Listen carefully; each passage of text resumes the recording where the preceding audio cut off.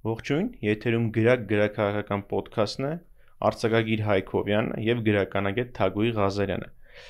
Այսօր մենք խոսալու ենք մի գրքից, որը երևի ամենաթարմն է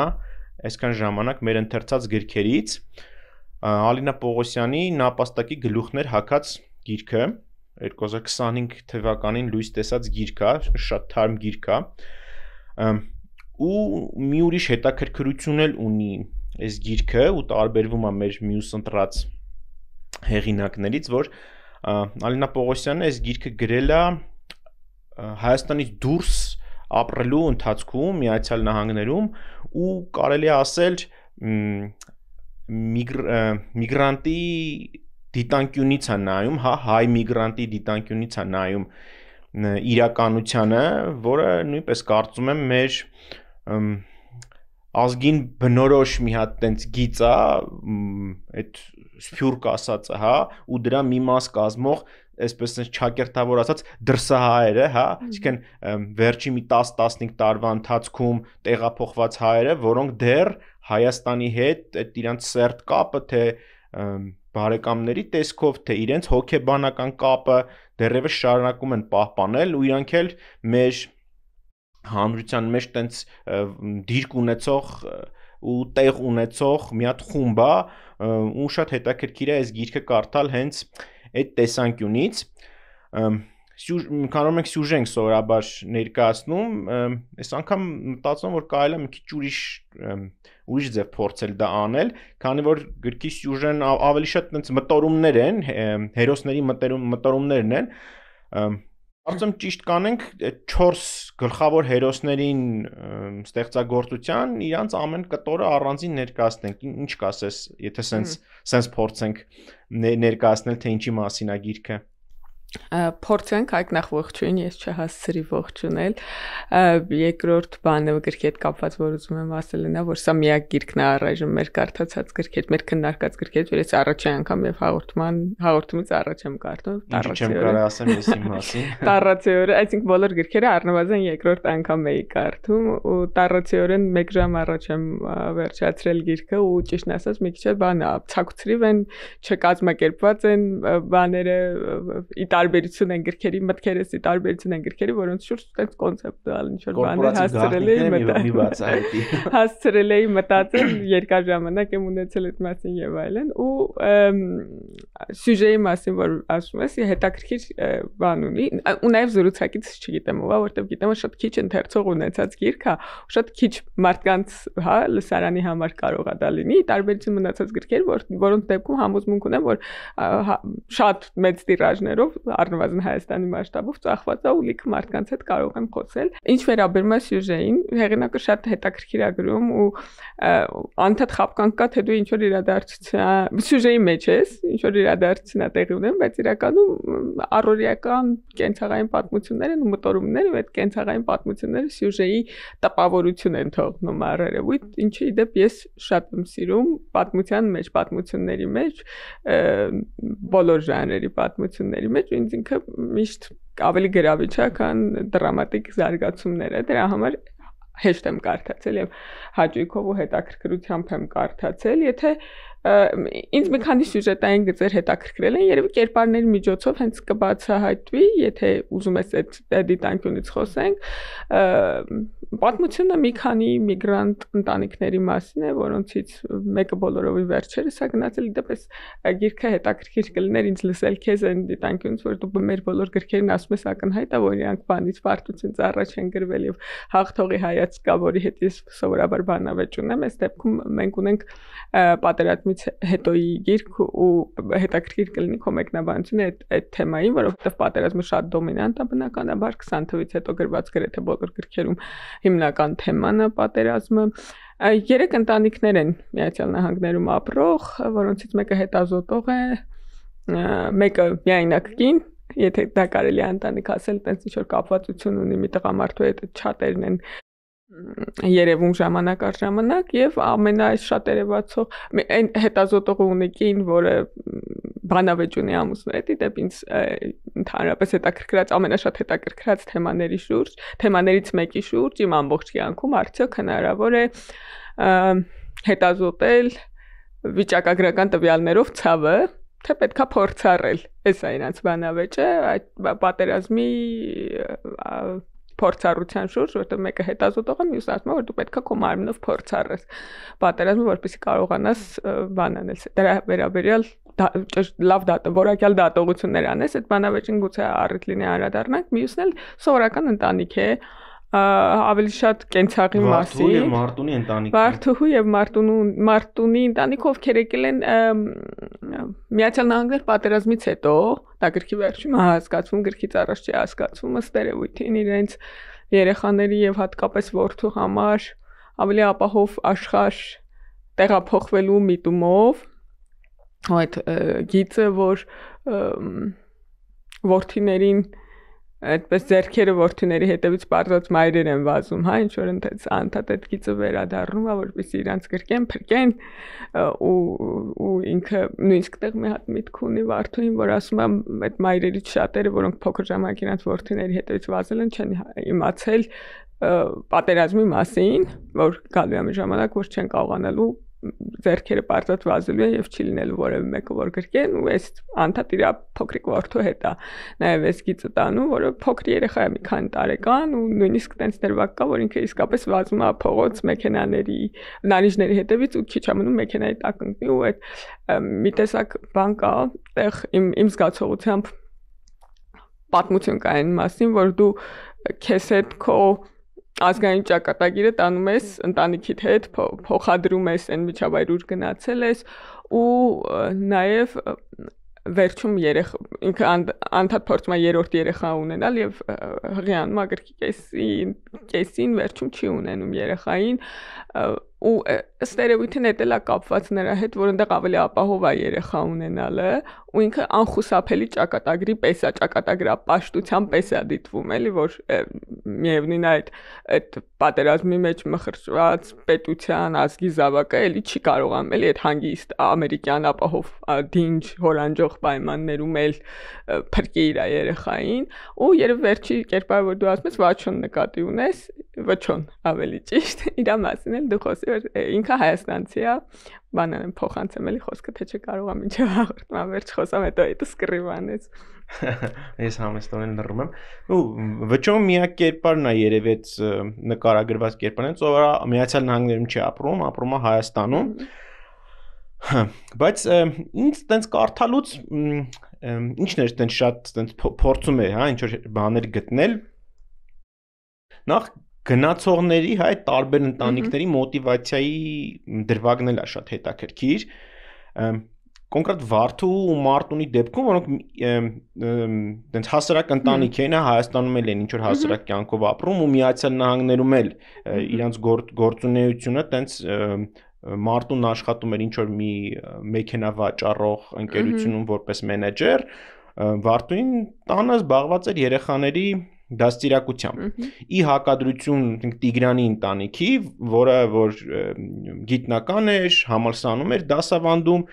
եւ այդ միայնակին որ ասում ես Նորան որը որ Մարտունի քույրն էր բայց նա նույնպես ինչ որ գիտական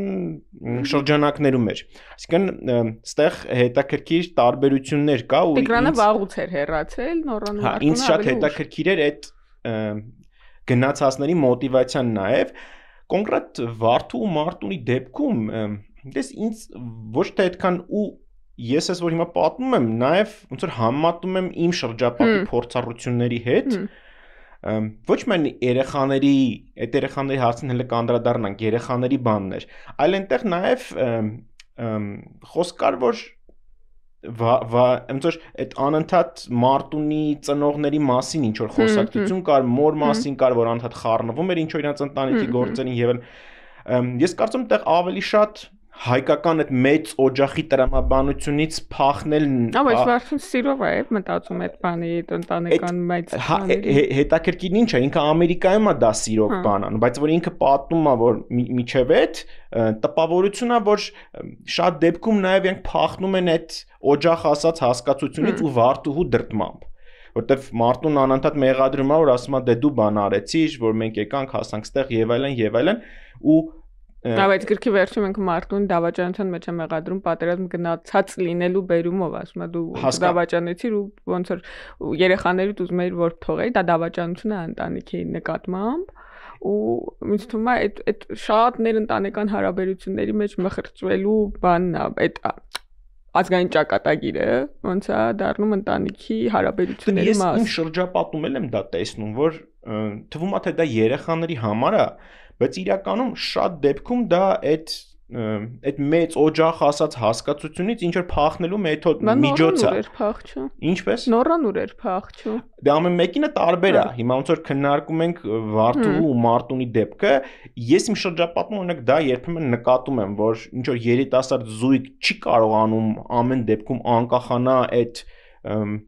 չգիտեմ այդ պատրիարխալ բանից, հա, համակարգից ընտանիքի, որ պիտի մեծերը եւ այլն, կեսուրս, կեսարերը եւ այլն, ու դրա մեթոդներից մեկը նաեւ երկրից գնալն է դառնում,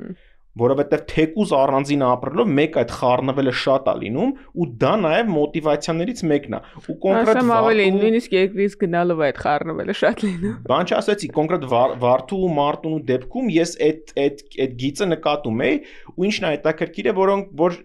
իրանք այդ մյուս երկուսի համեմատ ավելի շատ են կարոտում իրենց հայաստանյան կյանքը, անընդհատ այդ հայաստանյան կյանքի մեջ են, դեռ չեն կարողանում դուրս գալ ու թվում է թե մինչև վերջ չեն կարողանում ինտեգրվել այդ հասարակության, որովհետև հարևանի հետ է խնդրեմ առաջանում, Մարտունի դեպքում կոնկրետ ծեր հարևանուհին անընդհատ գալիս փորձում է Վարդուհու հետ ինչ որ հարաբերություններ ստեղծի, ընկերություն անի, նա այտենց ինչ որ թշնամական բանով է վերաբերվում, թե ինչա գալի մտնում իմ ընտանիք, այսինքն այդ ինտեգրվելու բանը չկա, ի տարբերություն Տիգրանի ու Նորայի, որոնք որ լրիվ թվում է թե ինտեգրված են այդ նոր հասարակությանը, բայց իրանք էլ իրանց խնդիրներն ունեն, Տիգրանը կոնկրետ փորձում է այդ գիտնականի դիրքից պատերազմը անհատ կարմիր թելով անցնում է, էլի գրքի իրադարձությունների միջով։ Տիգրանը փորձում է գիտնականի դիրքից պատերազմին մոտենա, վերլուծի, ինչ որ ծրագիր կազմի դասախոսություն կարդալու համալսարանում, բայց ու հա ինքը այնպես մի կերպար է, որ իրան թվում է ինքը 20 միշտ կարա շուրտ է, էլի, այտենց պրոֆեսոր Մարթա ինքը այդ բանից դուրս է ինքը եկել այդ հայկականությունից, ինքը արդեն լրիվ ինտեգրված է այդ միջավայրին ու իր համար դա շատ տենց պրոստը կողքից մի Նոր Զելանդացու հայացքով կարելի է նայել այդ Հայաստանում տեղի ունեցած իրադարձություններին ու պատերազմին եւ դրա հետևանքներին ու վերլուծել, բայց արդյունքում ինքը նույնպես անհաջողության է մատնվում, որովհետեւ ինքը զգում է, որ դա էդի տենց չի էլի, որ դու տենց պրոստը գնաս ինչ որ մի հատ կողքից դիրքից, ասես ես արդեն ստեղից գնացել եմ, կարամ տես Նոր Զելանդացու պես փորձեմ դա վերլուծեմ ու այդ էլ է շատ հետաքրքիր են հրաժեշտ Զենքինի Հեմինգուեյի տենց այդ իր գրքի բանն ինչն է, որ չես փախնի էլ այդ պատերազմից ու ինչքան էլ փորձես փախնես, մեկը ինքը քեզ հետապնդելու է։ Ուստեղ էլ այդ կա էլի, որ անընդհատ այդ հայկականություն, այդ պատերազմ, այդ մեր իրականությունը, այդ մարդկանց հետապնդումը նույնիսկ Հայաստանից դուրս։ Տիգրանի մասին, քանի որ խոսում ես մի երկու դիտարկում անում իր կերպարի մասին, իր սյուժետային գծի մասին, ինձ մոտ տպավորությունն է, թե սա մի հատ մեծ ողբերգություն է այն տղամարդկանց, որոնք չեն մասնակցել պատերազմին, բայց չեն կարող իր հետ ոչ մի կերպ չառնչվել ու Տիգրանը երևի մտածում է, որ չկա բացահայտ գրած, բայց երևի կարելի է մեծ լավ հետազոտություն անել եւ ինչ որ հետաքրքիր բաներ, էթիկական հարցեր բարձրացնել, պատճառահետևանքային կապեր, մի ծառայություն մատուցել, հա, այս բանին, այս աշխարհին, որովհետեւ ես կարծում եմ, որ այդ զգացողությունը կարա մարդուն ճնշի այն իմաստով, որ ինքը չկիսում իր մնացած մարդկանց ազգային ճակատագիրը իր մարմնով ու ինքը փորձում է բան անել հետազոտությամբ ամեն մարդ մի ձև ինչ որ կերպ փորձում է մասնակից լինել, աջակից լինել, ճակատագիր կիսել ու ինքը ձախողում է, էլի համաձայն եմ քեզ հետ ձախողում է, բայց ինչ շատ դրամատիկ էր այդ պահը, որ ինքը դե փնտրում հետազոտում է դրոններով սպանելու հերոսականության, հերվից պատերազմ վարելու այսպիսի հարցեր, մարդ սպանելու էթիկ, կամ որ քաջությունը ոչ թե պատերազմ գնալն է, այլ քաջությունը պատերազմի ժամանակ մարդ սպանելն է, ինչ որ բաներ, հերոսականության փիլիսոփայության շուրջ մտքեր եւ այլն, ու հետո մտածում եմ, որ ամեն դեպքում արժի 44-օրյա պատերազմի պատմությունները մոտիկից ճանաչել,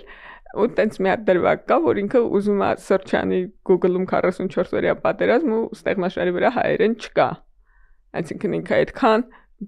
կտրվել է այդ աշխարհից, որ նույնիսկ ստեղնաշարի վրա հայերեն չի բանարել, էլի ինստալ արել ու այդ նաև այդ նահանջը, այս հայկական բառով ասենք, հա, այդ սփյուռքի մարդկանց նահանջը երևում է նաև Վարդու ընտանիքում, երբ որ երեխեքը գրքի առաջին էջերում ասում են տատին ասել է հայերեն կխոսակ, գրքի վերջում արդեն իրենց ամբողջ երկխոսությունները համարյա անգլերեն են դարձած լինում, այս օտարվելու բայց միևնույն ժամանակ չինտեգրվելու մասին եմ, էլի իմ զգացողությամբ այս պատմությունները։ Դեռ այդ Նորայի Մարտունի քրոջ կերպարն էլ է հետաքրքիր, մանավանդ այն դրվագը, որ ինքը իր ամերիկացի բոյֆրենդի ընտանիքի միջոցառմանն է գնում ու տենց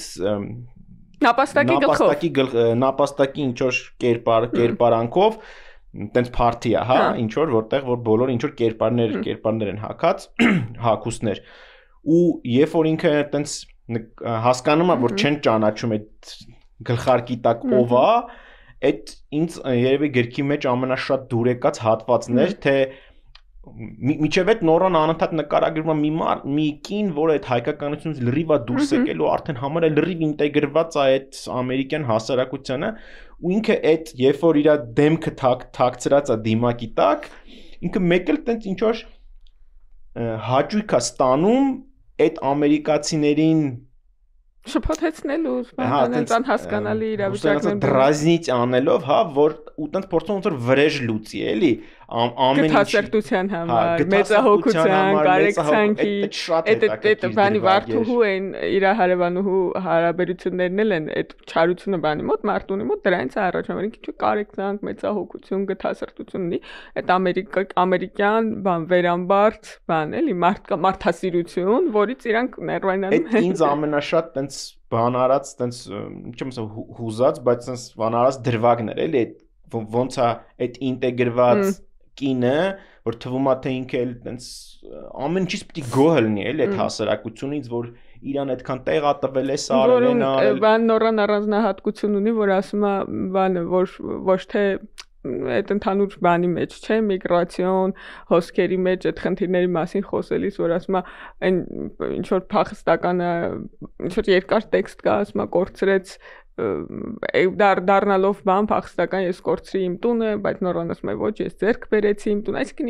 իր կարգավիճակից գոհ է։ Ինչ որ մեկի մասին տես պատումի, ասում է կորցրեց լեզուն, ասում է բայց ես ձեռք բերեցի նոր լեզու եւ այդ նոր լեզվով ինքս ինձ մտածելու ոչ թե արդեն պատրաստի գաղափարներով մտածել են մեկը աշխատանքը կորցրեց, ասում է ես ձեռք բերեցի նոր աշխատանք եւ բանը ինքը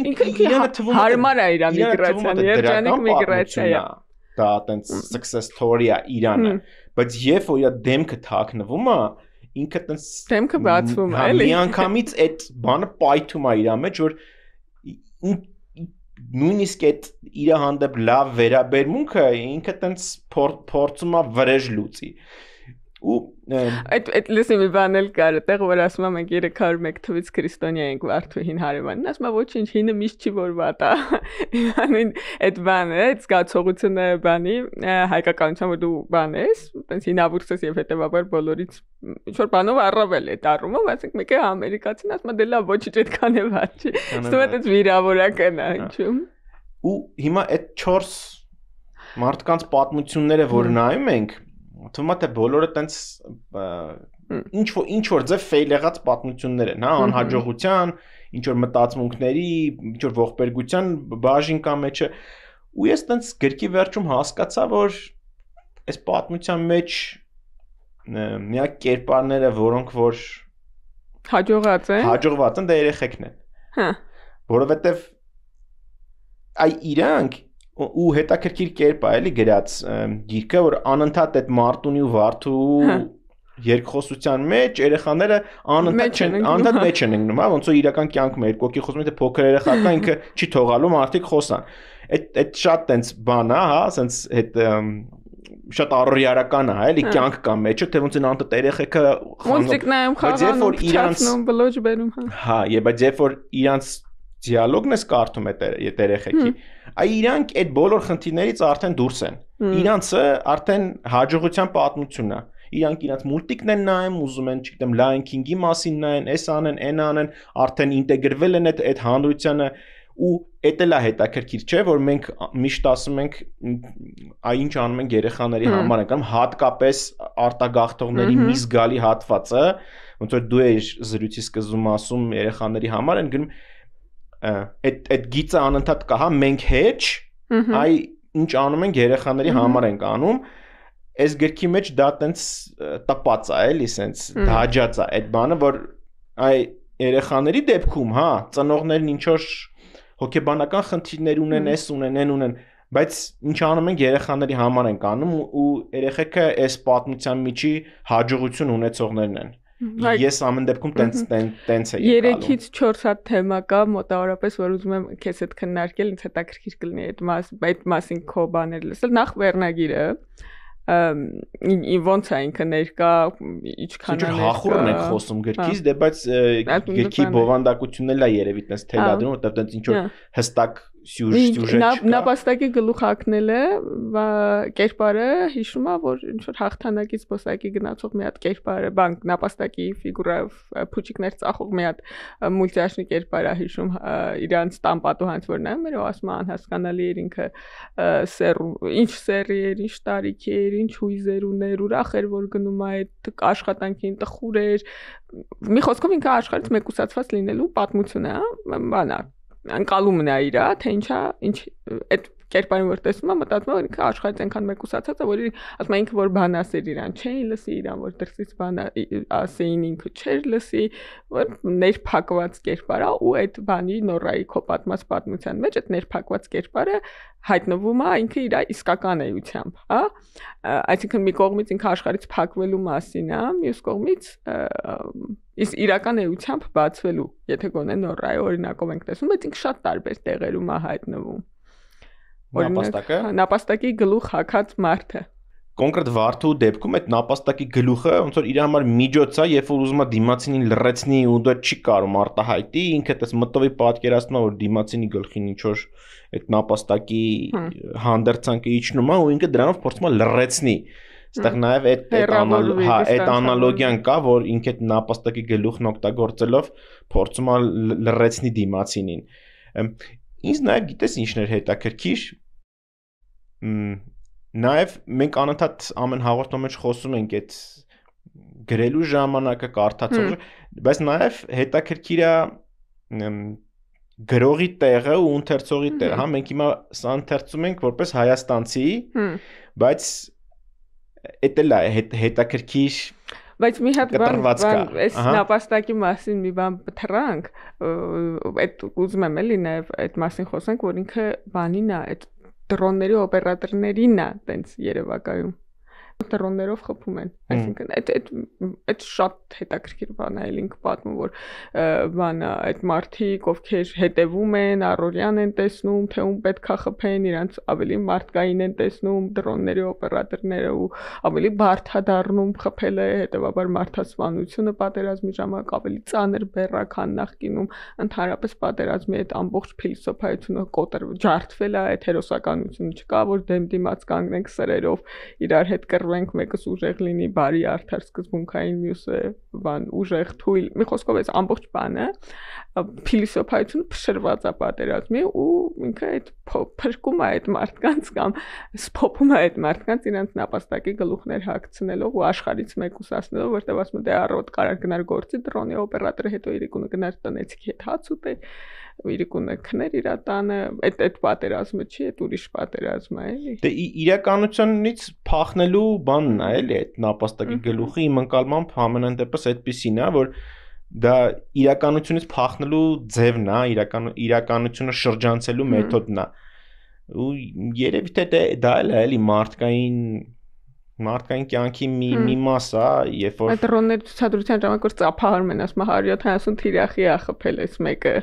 բանի չէ, դրոնավար օպերատոր են, մեկը 169 թիրախի է խփել ու ծափահարում են ու այդ մի հատ բան է, երևի շատ դա այլանդակություն է նկարագրված, որ մարդկային առումով շատ բարդ է, էլի։ Դժվար է պատերազմի մեջ ինչ որ դա հակամարտկային բան է ըստ էության, էլի պատերազմի մեջ փորձել արդարություն, մարդկություն, ինչ որ բարոյականություն գտնել, ինձ թվում է դա էլի ինչ որ էլի տենց ուտոպիստական մի բան։ Էթիկայի մասին է խոսում, որ մենք ունենք պայմանավորվածություն, թե ինչպես պատերազմել, միշտեր ասում ենք չունենք պայմանավորվածություն չպատերազմել։ Հա, պատերազմը դա անմարտկային բան է ու հակամարտկային է, այսինքն մարդու դեմ է դա։ Հիմա անկախ նրանից դա դու արդարացնում ես, դա քո պատերազմն է, ինչ որ արդարության դիրքից դիմացին է, բայց ամենապես մարդկանց դեմ է դա։ Ինչ որ մարդկային, ինչ որ մի խմբի դեմ է։ Ուզում էդ էլ էլի ուտոպիա փորձել տենց թեկուզ գիտնականի կամ ինչ որ մի դիրքից պատերազմի մեջ տենց բարոյականություն կամ էթիկա կամ ամեն ինչ նկատմամբ այդ բանն է նա էլի, որ ինքը ամեն դեպքում փորձում է շատ տեսականացնել, միշտեր ու էթիկայի ինչ որ սահմաններ դնել պատերազմի վրա, ինչը ի դեպ դրված է, ՄԱԿ-ի, չգիտեմ որ կոնվենցիայով բանով այդ սահմանները կան, բայց ոնց որ չպատերազմելու էթիկա չկա, եւ հետեւաբար այդ ամբողջ էթիկան ի չկա դառնում։ Իմ դիտանկյունն է նա, որ պատերազմը դա հակամարտկային բան է, ուտեղ պետք չի ոչ բարոյականություն փնտրել, որտեղ ոչ էթիկա փնտրել, դա չի լինել, դա հակամարտկայնություն է։ Տեղի մասին է իր խոսում։ Հա, տեղի առումով, հա, մենք սա կարդում ենք որպես հայաստանցի ու մեր մոտ էլ հանրության մեջ այդ բանը կա, հա, այ թող դրսում ապրողները չխառնվեն մեր ներքին հարցերին արի սահման պահի խոսալու տեղը չէ մենք ոնց որ անընդհատ փորձում ենք գիծ գծենք ասենք այ մենք այս կողմում ենք դուք այն կողմում եք դրսում ապրողները երբեմն նեղանում են դրանից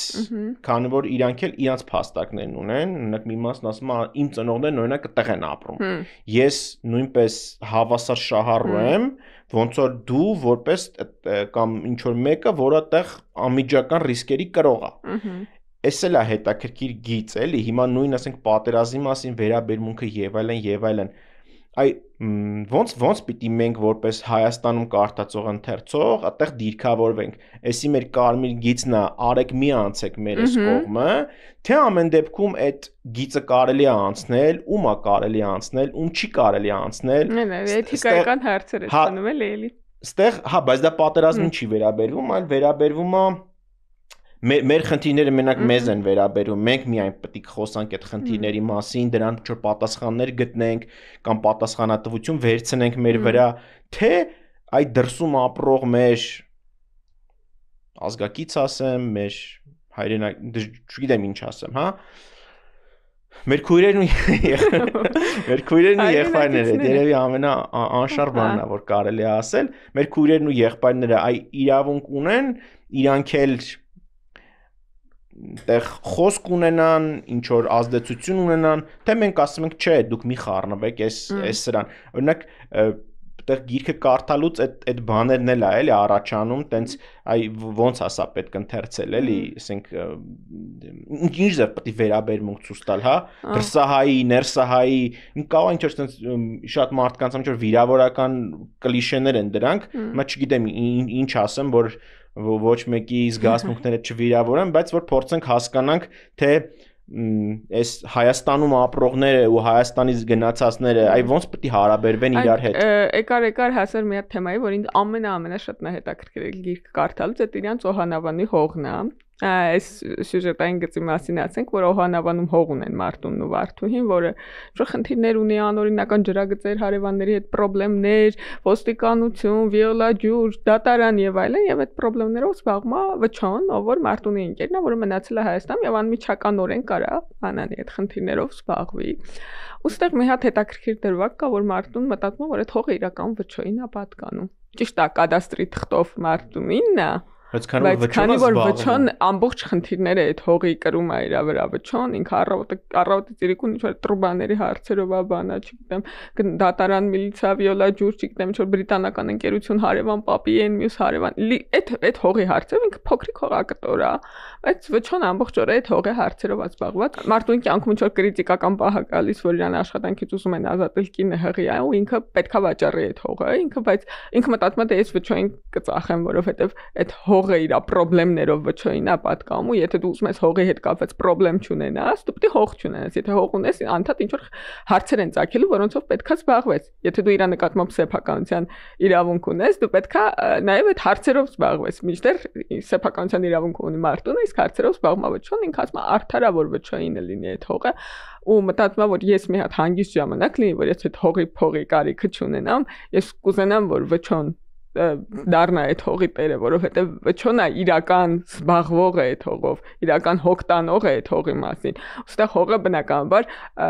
ավելի մեծ սիմվոլ է, քան Օհանավանի այդ մի փոքրիկ կտորը, հողակտորը, ու դա ինձ շատ ինձ սրտից կպել է, էլի, ոնց որ այդ եթե դու ուզում ես լինել ունենալ բան, տարածք, որտեղ կապրես, որտեղ կունենաս պետություն, տեղի խնդիրներին պետք է առնչվես, դու չես կարա ասես խնդիրները ժառանգում են վճոներին, ես գնացի ինչ որ բանում Միչիգանում բիզնեսով զբաղվելու ինքը դա գիտակցում, այսինքն սա ոչ թե վճոյի պրետենզիան է իր նկատմամբ, վճոն ոչ մի անգամ չի նեղվում իր հողի մասին, հոգ տանելու բերումով։ Վճոն չի մտածում նույնիսկ այդ մասին, դա մարդունն է գիտակցում, որ եթե խնդիրները վճոյինն են այդ հողի, ուրեմն հողն էլ է վճոյինը, արդարը այդ է։ Հա, այդ հետաքրքիր դիտանկյուններ ես տենց չէի ֆիքսվել դրա վրա, աշուտ այդ անալոգիան չի անցկացրել, որ այդ հողակտորը չի այլ ավելի ինչ որ մեծ բանի մասին է խոսում, բայց հա այդ կոնֆլիկտ չասեմ, բայց այդ խոսակցությունը կա մեր մեծ հանրության մեջ, հա, այ մենք ստեղի ապրումներն ով որ առաջնային ռիսկերն է կրում, հա, ինքն է զբաղվում, ինքն է գնում ջրի հարցով, այն հարցով, այ այդ հանրությանը վերաբերվող հարցերը արդյոք մենակ այդ մարդկանց իրավունքն է այդ հարցերի մասին խոսալ, մտածել, թե են մարդիկ, որոնք տես, ասենք նույն մարդ ունենք այդ հողակտորին, բայց բան ունեն, չէ, իշքան էլ ասում է դա վճոյինն է, բայց կադաստրի թուղթը իրանցն է, ստե ինչ որ խնդիր է առաջանում, հա, նույն այդ մարդկանց դեպքում մարդն ասում է իմ ծնողները տեղ են ապրում, ես էլ եմ այդ ռիսկերի կրող, հետևաբար ես կարամ նաև ինչ որ դեպքերում խոսք ասեմ, խառնվեմ, ինչ որ շատ դեպքում ես դեռևս քաղաքացի եմ, հա ես կարամ ընտրության մասնակցեմ, այ էս էլ ինչ որ հետաքրքիր հարց է, որի պատասխանը ես օրինակ անձամբ չունեմ, հա։ Մի կողմից թվում է թե դա խնդրահարույց է, եթե մարդը այնտեղ, չգիտեմ, մարդ ունի ու վարդու երեխեքը այլևս այդ ռիսկերի կրողը չեն, բայց վաչո երեխեքը հեսա բանակ է գնալու վաչոյի տղան։ Հա, ու իմեջալոց տենց հա վաչոյի տղան է գնում է բանակ։ Թե գնացել է արդեն 16 կամ 17 տարեկան նոր պետք է գնա։ Ու վաչոն անդադ մտածում է այդ մասին, թե բանակում ոնց է ալնելու։ Բանը Մարտունը իր տղայի հետ վերցե գնացել է Ամերիկա, վիճան որոշում է կայացրել մնալ Հայաստանում, սովորեցնել երեխուն պատրաստել բանակի, ու այդ շատ հետաքրքիր բան է, էլի երկու տղամարդկանց պատմություն է դառնում։ Հա, ու այդ երկսայրի սուր է, էլի դառնում։ Մի կողմից դու մտածում ես, որ հա ռիսկերը կարողը վաչոն է, պայմանական ասենք, հա, ու իր տղան է։ Ու ինքը պետք է այդ որոշումները կայացնի, սենց անում, թե նենց անում, ինչ ձև է անում, բայց մյուս կողմից էլ այն մյուս մարդիկ ասում են, գիտես ինչ կա, ես քաղաքացի եմ, իմ ծնողները ստեղ են ապրում։ Ես էլ այդ իրավունքները ունեմ ինչ որ հարցերում որոշումներին խառնվելու կամ մասնակցելու։ Ու չգիտեմ, դրան հստակ պատասխան ես անձամբ չունեմ, բայց այդ հարցը ու այդ խնդիրը կա, ու այս գիրքը շատ է առնչվում այդ խնդրին։ Այդ ամենաշատը այդ խնդրին է առնչվում, բայց երկու հատ բան կա, որոնցից մեկը կարող է հիմա պետք է ընտրություն կատարեմ, որի մասին խոսել, բայց ինձ հետաքրքիր կլինի երևի այս պահին ավելի շատ լսել քո բանը, ընթերցում է այդ դրոշի տղայի մասին, որը ամեն չորեքշաբթի բան անում, դրոշները վերցնում է, գնում է այդ պետական շենքերի վրայի դրոշները իջեցնում է, նորերն է կախում, որ մաքուր լինեն դրոշները միշտ ու վճոն այդ տղային է նայում ու իդեպ բանը ու ու մտածում է էլի այդ մասին, որ այդ տղան երբ մի բան գիտի էլի, որ ամեն չորեքշաբթի գալիս է, բան այդ սանդուղք գնում է, բարձրանում է, դրոշը փոխում գնում է, ու տենց հերթով բոլոր պետական շենքերի վրա ու իմիջիալուց վեպը վերջանում է այդ տղայի դրոշ փոխելու պատկերով։ Այս թեմայի մասին կուզեի նաև լսել։ Դե ես դա գիտես ինչ ձև է իմ ընկալումն ինչն էր դրան, հա, որ պետությունը համակարգը գետնի վրա այդ հոգացության ու ամեն օրվա աշխատանքի կարիքն ունի, այդ դրոշ փոխ, այսինքն ինչ որ մեկը պետք է դա անի, պետք է զբաղվի, պետք է դրոշները փոխի, պետք է փոխոսները այդ մեքենան, այդ համակարգը ամենօրյա ինչ որ տենց ռուտինի հա սենց ասած որ հատկապես ինքը ոչ թե ուրիշ աշխատանք անողը, այլ դրոշ փոխող տղան է, որը ըստ էության բան է էլի սիմվոլիկից բացի ուրիշ ոչ մի բովանդակություն չունի, չէ՞ դրոշ փոխելը, ասենք բան չի փողոց ավլողջի խանութի առաքիչի հատկապես դրոշի սիմվոլն է ընտրել հեղինակը, այստեղ իհարկե այդ բանի այդ ամենօրյա գրեթե ոչ տեսանելիություն չունեցող աշխատանքի ու պետականության կապն է կարծես թե ստեղծել իմ տպավորությամբ ինքը հատուկ դրանով է վերջացնում նաև ցույց տալու համար բանը այդ տղայի այդ դրոշ փոխող տղայի աշխատանքի ու պետության ու այստեղ մնացած մարդկանց ու այդ պետությունը պահելու փոխկապակցվածությունը ինչքան էլ ինքը դրսից է գրում էլի այդ մասին ինքը վերջում ներսում է ավարտում պատմությունը այդ հետաքրքիր է դարձնում էլի իրան դիտանկյունը ու եթե դա այդ զուգահեռը տանենք այդ դրոշ փոխող տղայի ու Մարտունի ու Վարդու երեխաների, այսինքն այդ երեխաները արդեն իրանք երևի թե գաղափար չունեն այդ դրոշ փոխելը, ինչա, ով է փոխում, եթե Մարտունին կամ Վարդուհուն ամերիկացի են դառնալու այդ երեխեքը բացահայտորեն էլի, որտեղ իրենք շատ այ հակադրությունը նախադպրոցական տարիքում են։ Վարդուհուն կամ Մարտունին հլը էտի ինչ որ հուզում է, իրանք ինչ որ հույզեր ունեն եւ այդ երեխեքը արդեն վերջ, իրանք այդ չեն մտածելու այդ դրոշը ով է կախում, ոնց է կախում, ինչի ու նորմալ է որ դա տենց է։ Այս նախավերջին պատկերում բանը հիվանդանոցից դուրս է գալիս Վարդուն ասում գնանք սուշի ուտենք գնանք երեխաների այս պատկերն է թե ինչպես է ամփոփվում տեսարանը Միացյալ Նահանգների Միչիգանում ամենավերջին պատկերում հետո այդ սուշի ուտելու բանից պայմանավորվածությունից հետո ամենավերջին պատկերում արդեն այդ տղան է որը երաժշտություն միացրած առավոտ ժամը 6-ին լուսադեմին դրոշներ է փոխում դերևի տարանջատումն է էլի ասենք այդ հասարակ այդ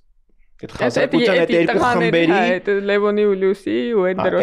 այդ երկու խմբերի արդեն բաժանումն է էլի իրարից այս մարդիկ դառնում են ամերիկացի այս մարդիկ էլ դրոշ են վերջում դրոշ փոխողի պատկերն է տալիս ու քանի որ ոնց որ փրկեցինք ժամանակ մի հատ էլ բան կա ու այս քո սիրած թեման է դրա համար նաև առանձնացվել է սովետի լուսի այդ բաների աշխարհի հետ հարաբերվելու ձևերը պատերազմից առաջ պատերազմից հետո հաղթանակից առաջ պարտությունից առաջ եւ հետո այստեղ մի հատ տեսարան կա Մարտունի մանկության բակն է նկարագրում կարող է դու հիշես այս հատվածը ես վաղուց հատված չեմ կարդացել իդեպ բանը առ ես հատված չունեմ այնպես որ կզիջեմ քեզ այսօր իմ հերն է ինձ հետաքրքիր է բանը արդյոք դու սրան ուշադրություն դարձրես թե չէ այնց բակում մի հատ շատ ուժեղ տղա կա որ բոլորին ծեծում է Մարտունենց բակում ու ասում է Կորյունի ուժն ազդել էր ոչ միայն Մարտունենց այլ նաև հարևան թաղի խմբային էվոլյուցիայի վրա սրանք քանի որ ուժով հարց լուծել չէին կարողանում ճարպկացրել էին լեզուն ու խոսքը զարգացրել էին բանակցելու կարողությունները ձեռք էին բերել գործընկերային եւ կազմակերպչական կամ ինչպես այն ժամանակ ընդունված էր ասել տասովկեքի հմտություններ նրանց խումբը սկսել էր մեծանալ Մարտունենցը փոքրանալ այս այն բանի այն մեր նախորդ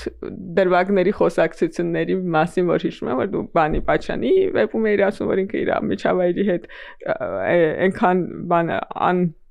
անընդունակ ադապտացվել վերափոխվել փոխել միջավայրը որ ոչնչանում է մահանում է չգիտեմ բանի արդեն բակունցի կերպարների մասին էիր ասում սկսեղ ոնց որ թե հեղինակը մի հատ ուրիշ համակեցության էվոլյուցիայի ձև է գտել ցույց տալու այդ դրվագով ես գիտես ինչի վրա տենց ֆիքսվեցի որ տեղ ամեն դեպքում ոչ թե անհատների մասին է խոսքը այլ խմբերի մասին է ամեն դեպքում խմբերը ավելի դե մարդը տենց սոցիալական է ակա, էլի, խմբերը ավելի կենսունակություն են տենց հարցերում ցուցաբերում, քան անհատը, որ ինքը կարող է, ասենք, չգիտեմ, օրինակները բերեցիր, հա, Պաչյանի գրքի հերոսի դեպքում եւ այլն եւ այլն։ Մենք անհատներ են, որոնք որ երբեմն չեն դիմանում այդ համակարգի կամ այդ սոցիումի ճնշումներին, բայց խմբերը շատ ավելի ճկունություն են կարողանում ցուցաբերել, հա, որտեվ իրանք տարբեր բաղադրիչներից են, հա,